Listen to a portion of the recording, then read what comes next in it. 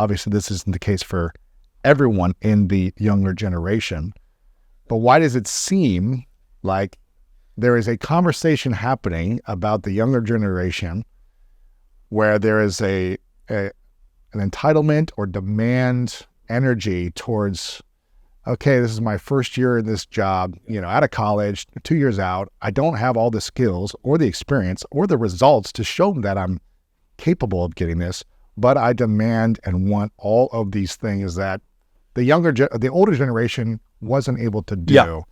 And then they constantly, not generalizing, but a conversation of them wanting raises within the first month, more, unlimited time off. Sure. This kind of lazy mentality and entitlement. Yeah.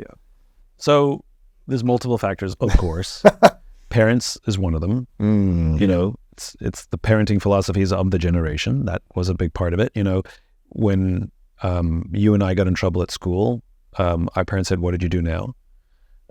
If a lot of people get in trouble at school now, their parents say, "What's wrong with your teacher?" Right. No, I got suspended. Right. I was like punished for weeks. Right. And again, sometimes it is the school and the teacher, but there's bad kids too. Where kids do stupid things. Sure. No, I cheated. So I cheated on a test. So I got the consequence. Quite rightfully so. But it wasn't like, well, they shouldn't punish you. Let's just, do this or make an excuse for me. So parents is part of it.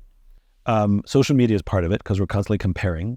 My sister had somebody who worked for her back in a previous job, and he walked into her office and said, "Can you give me a promotion?" And my sister's like, "You haven't worked for that long." Right. And he's like, "Well, hold on. No. I don't need, you don't have to give me the additional responsibility, and I don't even need a salary raise.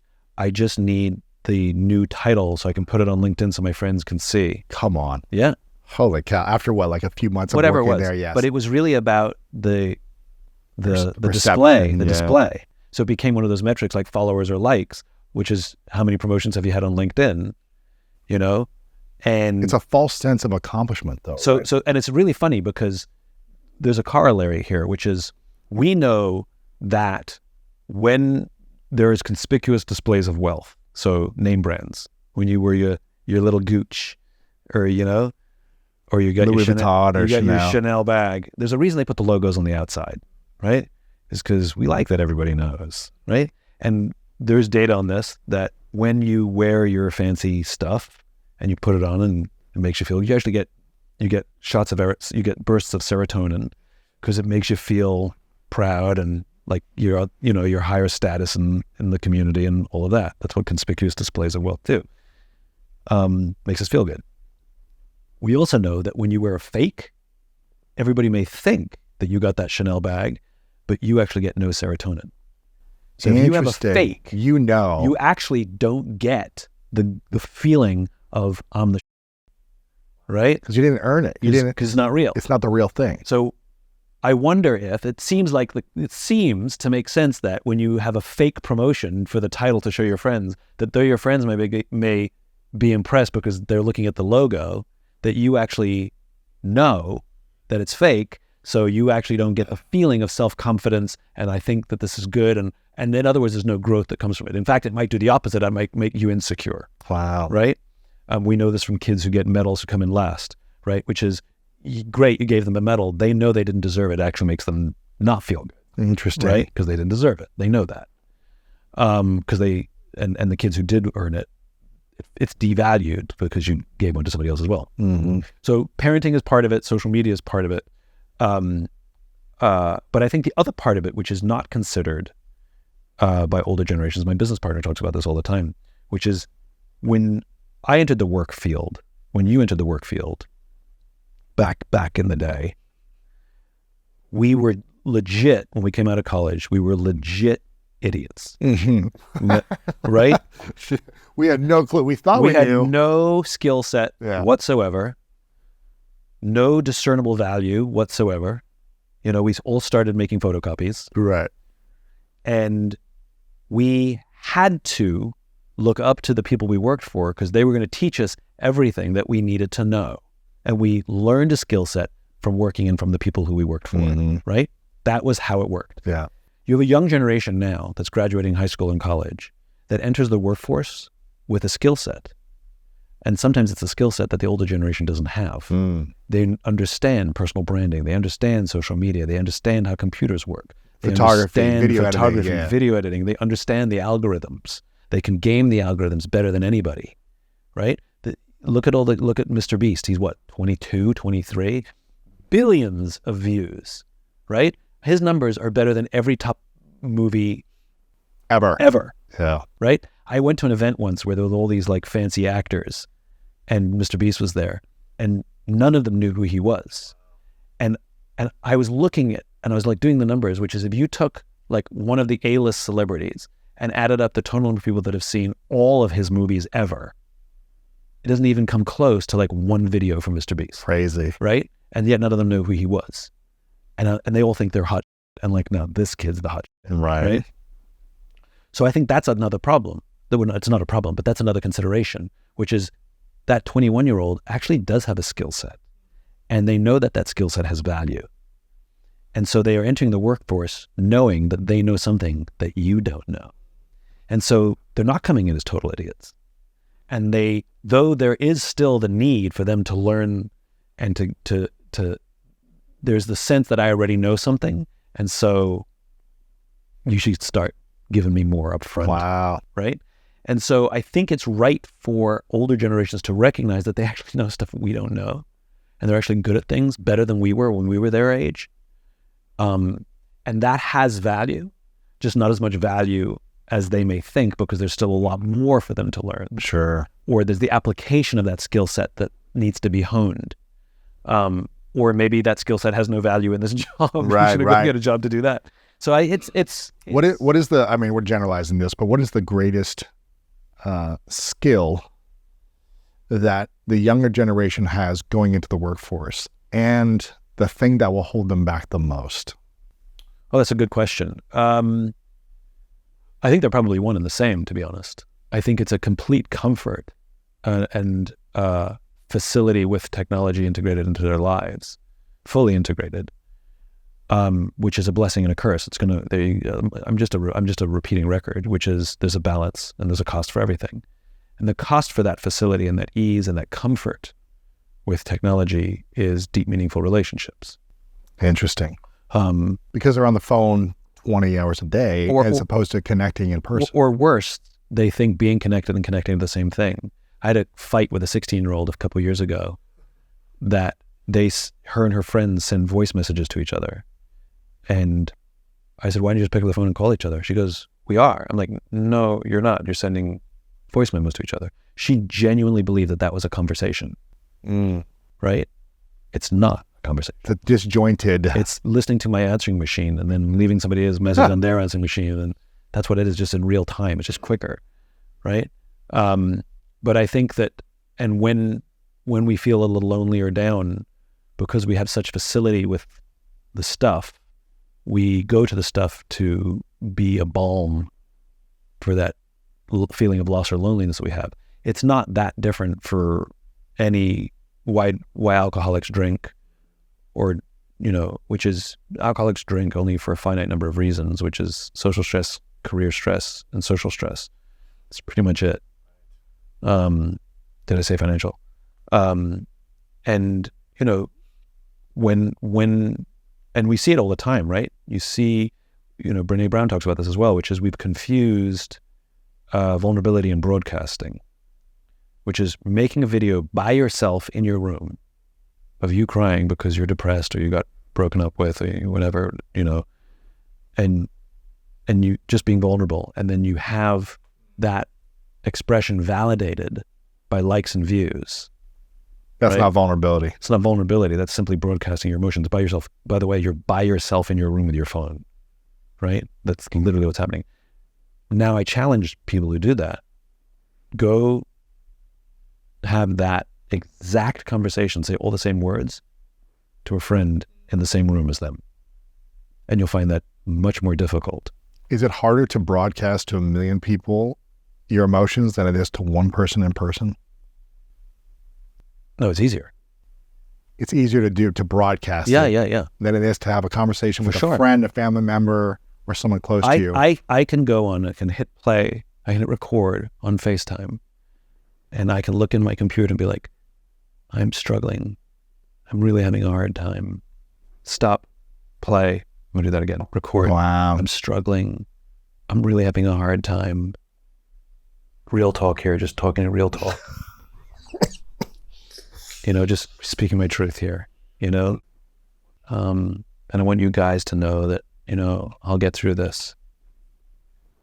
And then analyze it afterwards. And then post it, pick a picture to go in it, versus going to a friend and sitting across a table from somebody and going, I'm struggling and I don't know what's going on. That's excruciating. Wow. That's true vulnerability, because there's no vulnerability doing it by yourself. Like, there's a perception of vulnerability, just the same way I can turn on a movie and watch an actor playing vulnerability, right? And I'm like, oh my God, they're so vulnerable. Well, I'm watching the performance of vulnerability. So for me, the viewer, it's real. Right.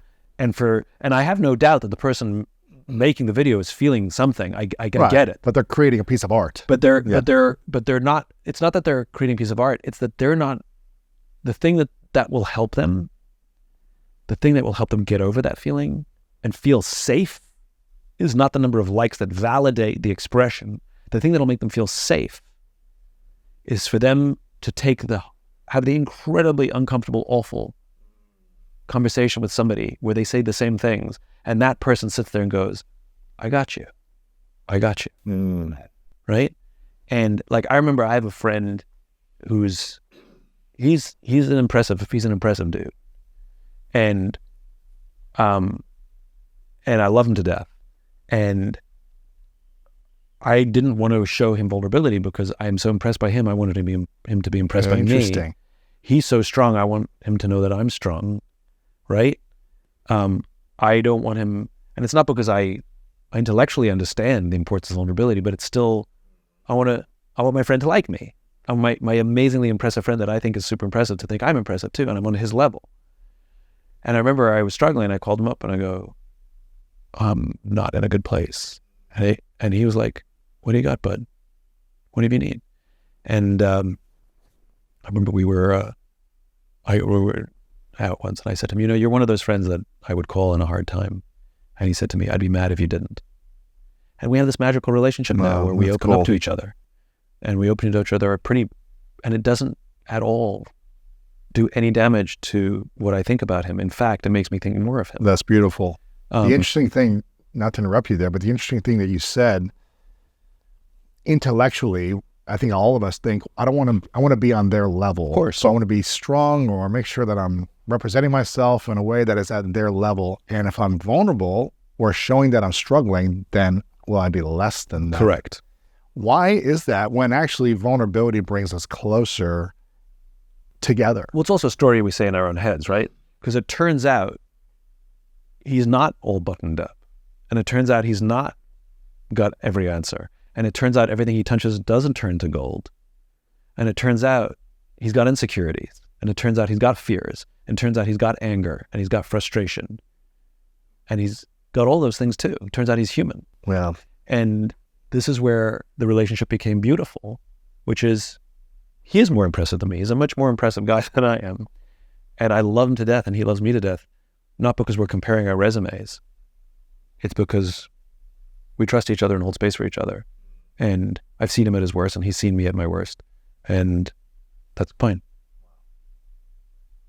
And I think that's what social media doesn't allow. And again, forget about the people who they're broadcasting to. I have absolutely, you've helped me. Seeing this has helped me. I know that when I broadcast things, it helps. It helps people. I know that. Yeah. And that has value. Yes. I'm talking about the person who's making the video, who's struggling themselves, how they find safety and salvation.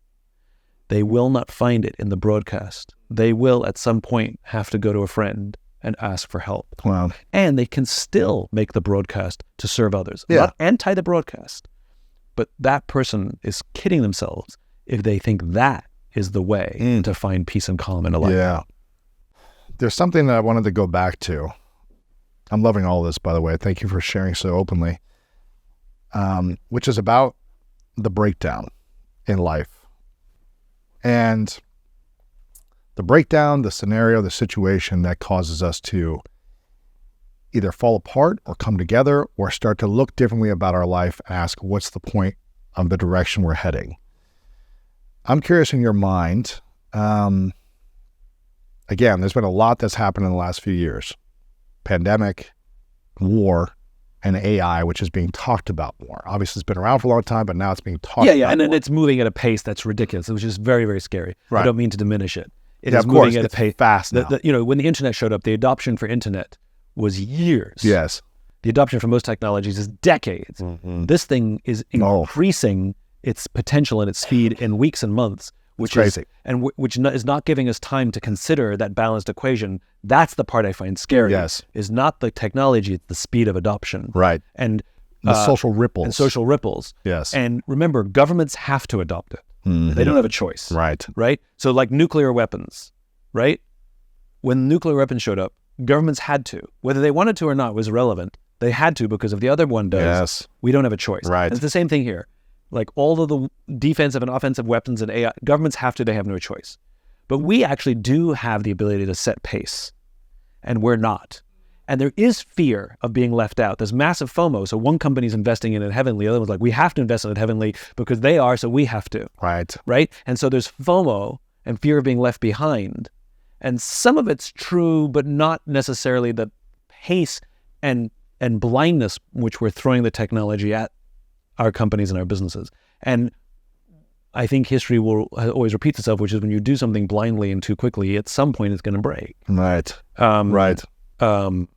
And so we don't know what or how that looks, when it's going to happen, but it's probably going to happen. Right. I mean, nature abhors imbalance and seeks equilibrium at all times. This is why when this is stock market crash, we call it a correction, right? Because there is imbalance and it finds correction. Like that's how Mother Nature works. She always finds balance at some point, right? You don't know when, but it's going to happen. You don't know when, but it is going to happen. Yeah. Right.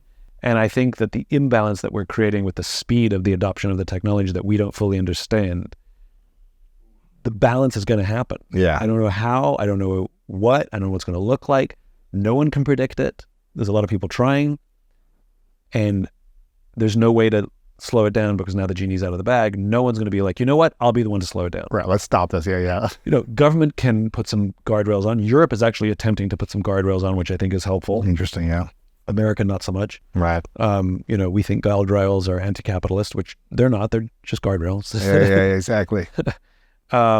We can debate where the guardrails are, but guardrails are good. Sure. You mentioned early on, I like that you talked about the fear that causes a lot of social ripples with these different things that happen, right? Especially around AI or around pandemics or around war, right? You've mentioned a few of these things.